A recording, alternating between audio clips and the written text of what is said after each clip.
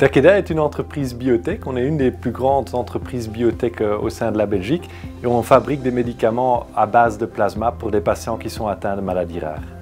La durabilité est quelque chose de très important pour moi. Au sein du groupe Takeda, on veut devenir carbone zéro pour 2040. Moi, j'ai l'ambition de l'être ici à Lessines pour 2030. Et pour ça, on a mis plusieurs choses en place. Tout d'abord, on a mis les panneaux solaires. On a plus de 8000 panneaux solaires qui ont été installés et on va encore une fois en installer 8000 en plus. On est également en train de négocier pour mettre des éoliennes et on fait des études pour l'instant au niveau de la géothermie. Et on ne parle pas uniquement d'émissions de carbone, également l'eau est très importante. La consommation d'eau dans l'industrie biotech est énorme et pour ça on a implémenté un système en fait où on va recycler de l'eau.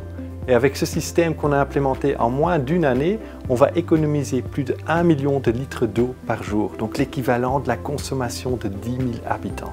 Au niveau de la digitalisation, on a mis plusieurs choses en place. Je vais vous donner quelques exemples. Tout d'abord, il y a la réalité virtuelle. Donc qu'est-ce qui se passe? On va mettre en fait des lunettes à nos collaborateurs et avec ça, ils vont en fait se former dans un monde virtuel au lieu de rentrer dans des zones aseptiques. Donc ça va améliorer leur formation. Deuxièmement, on a aussi beaucoup d'opérateurs qui ont des lunettes à réalité augmentée et ça, on va mettre en fait dans le monde réel, on va superposer des données virtuelles.